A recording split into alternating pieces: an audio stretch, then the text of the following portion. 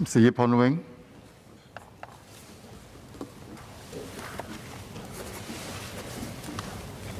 Chairman, permission to take my 3 cards together? Yes, please.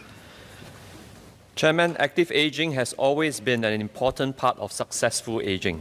In the past years, HPB introduced many community programs to encourage seniors to participate in healthy activities like group exercises and to create an avenue for neighbours to socialise. All these have a positive impact on the residents' well-being. With the COVID-19, the good work have been disrupted. Seniors are advised to stay home to reduce their exposure to the virus as they are vulnerable. But this has affected their physical and emotional well-being. Without the in-person group exercises and the opportunity to meet their friends, they have less motivation to exercise.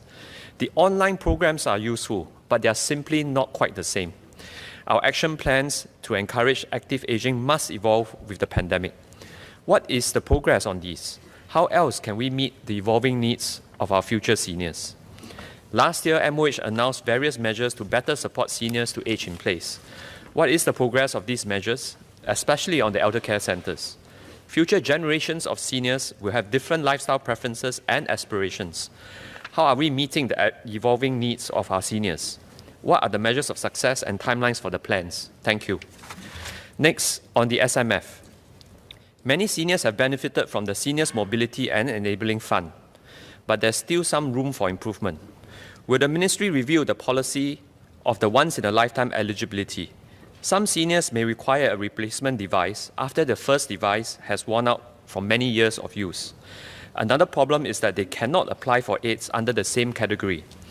So if one applies for a walking stick now and gets progressively weaker over time, he might need a quad stick or walking frame, but he will not be eligible. While there are other schemes like the Assistive Technology Fund under SG Enable, the multiple schemes makes things more complex than necessary for the elderly. The lack of support for the repair of devices is another handicap.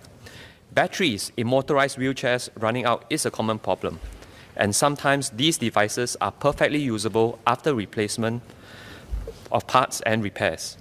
But SMF does not provide such support, so we have to tap on other schemes.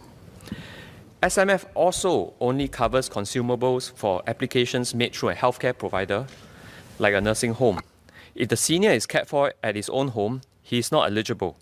This runs contrary to our policies of encouraging aging in place.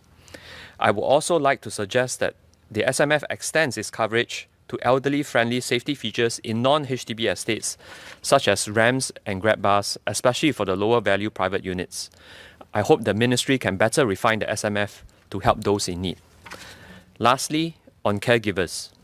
COVID-19 presents new challenges for caregivers. The temporary suspension of certain caregiving services, as well as the suspension of house visits during the circuit breaker period, meant that many caregivers were on their own. Some of them had to cope with heightened feelings of anxiety, loneliness, and depression. And with foreign domestic help being more costly and hard to come by in the midst of the pandemic, it is timely to review the Caregiver Support Action Plan that was launched in 2019. How has the plan benefited caregivers since its launch? How can we better support caregivers, particularly those who are looking after individuals with mental health conditions? Can the Ministry look into availing more flexible home care services to meet caregivers' needs? There are many instances I can think of whereby caregivers need a break, but they are unable to find a care institution to provide short-term care within a short notice. For example, Mrs. Koh, a resident in Yio Chu Kang, is a caregiver to her husband who has advanced dementia. Her domestic helper is going back to her home country, and there is a transition period while waiting for the new helper to arrive, given SHN rules. As such, there needs to be more respite care options available to help caregivers. We need to give more care to our caregivers. Thank you.